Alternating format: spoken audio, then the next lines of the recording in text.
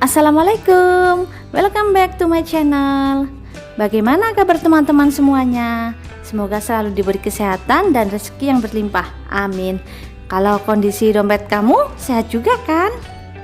Nah, pada video kali ini aku mau sharing sedikit info tentang metode pengelolaan gaji.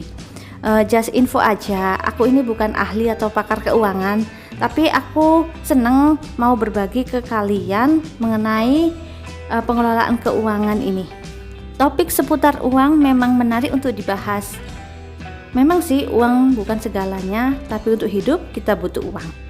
Ada berbagai macam metode dalam mengatur keuangan, antara lain metode budget jar.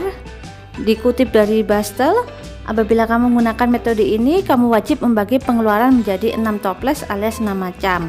Lalu yang berikutnya ada metode Kakeibo. Metode ini terkenal dengan sebutan metode Jepang. Yang ketiga ada metode 50-30-20. Metode ini dipopulerkan oleh Elizabeth Warren. Secara umum, metode ini membagi uang menjadi 3, yaitu 50% kebutuhan, 30% keinginan, 20% tabungan, dan investasi. Lalu ada juga metode 1-2-3-4. Metode ini membagi uang ke dalam 4 bagian, yaitu 10% untuk kebaikan, 20% tabungan, 30% cicilan produktif, dan 40% kebutuhan hidup. Dari beberapa macam metode yang aku sebutkan tadi, yang menurutku paling relevan dengan kondisi keuangan aku adalah metode 1-2-3-4. Jadi, aku mau bahas lebih lanjut metode tersebut. Untuk teman-teman yang baru lihat video ini, jangan lupa untuk subscribe, like, dan meninggalkan komen. Pada metode ini, seperti yang sudah aku jelaskan di depan, membagi gaji menjadi 4 bagian, yaitu 10%, 20%, 30%, dan 40%. Sebagai gambaran, kita pakai gaji 5 juta per bulan. Yang pertama, 10% untuk kebaikan. 10% dari gaji 5 juta adalah Rp500.000 yang akan kita gunakan untuk kebaikan. Apa saja kategori yang bisa disebut kebaikan? Menurut saya ada banyak. Karena saya muslim, maka saya mengeluarkan zakat penghasilan. Nisab zakat penghasilan ini adalah yang pendapatannya 6,24 juta ke atas. Bisa juga memberikan sumbangan atau sedekah ke yang membutuhkan. Jangan dilupakan juga orang tua yang telah melahirkan dan membesarkan kita. Ada juga orang tua yang nggak mau diberi. Alternatif lain, kita bisa bawa oleh-oleh pas mudik berkunjung. Lalu berikutnya ada membawakan buah tangan untuk tetangga atau kerabat yang sakit atau terkena musibah. Bisa juga kita memberikan angpau untuk teman yang nikahan. Lalu ada juga BPJS Kesehatan. Dengan membayar BPJS Kesehatan, berarti secara tidak langsung kita ikut menyantuni masyarakat yang kurang mampu untuk memperoleh fasilitas kesehatan. Menurut saya salah satu kebaikan juga, dan masih banyak lagi. Selanjutnya 20% untuk tabungan dan investasi, disebut juga alokasi untuk masa depan. 20% dari 5 juta adalah 1 juta rupiah. Aku lagi belum ikut investasi dikarenakan adanya cicilan produktif, maka aku mengalokasikan 20% ini untuk tabungan dan dana darurat, masing-masing 10%. Dana darurat ini dana yang wajib tersedia dan mudah diambil sewaktu-waktu kalau dibutuhkan. Pos dana darurat ini untuk mengantisipasi hal-hal yang umumnya bersifat musibah atau emergensi seperti sakit, kecelakaan, kebanjiran, atau kerusakan pada rumah. Kalau tabungan pasti sudah pada tahu fungsinya kan, untuk mencapai financial goals. Setelah gajian langsung aku alokasikan di awal, jadi tidak menunggu sampai akhir bulan. Kalau misal ada hal-hal yang mendesak, baru boleh otak-atik yang porsi 10% tabungan ini. Berikutnya 30% untuk cicilan produktif.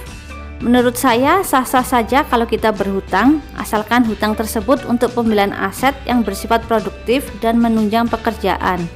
Besarnya cicilan ini tidak boleh melebihi 30% dari total pendapatan kita. 30% dari 5 juta adalah 1.500.000. Cicilan produktif tersebut misalnya KPR rumah. Dengan harga tanah dan properti yang makin melejit, maka wajar bagi sebagian besar orang untuk membeli rumah dengan berhutang melalui KPR. Lalu berikutnya ada kredit kendaraan. Kredit ini untuk menunjang kerja, misalnya membeli motor secara kredit yang akan digunakan untuk ojek online. Sekolah aku masukkan bagian ini karena bisa menunjang kehidupan di masa depan. Yang terakhir 40% untuk kebutuhan hidup.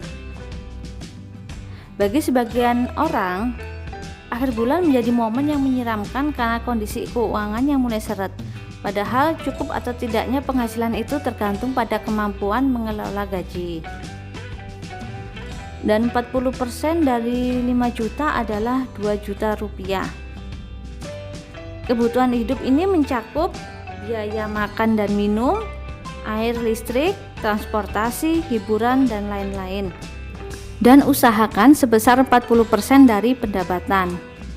Cukup atau tidaknya itu sangat relatif bagi masing-masing orang. Kalau dirasa kurang, ya buktinya masih banyak orang yang bisa bertahan hidup dengan uang segitu, bahkan kurang.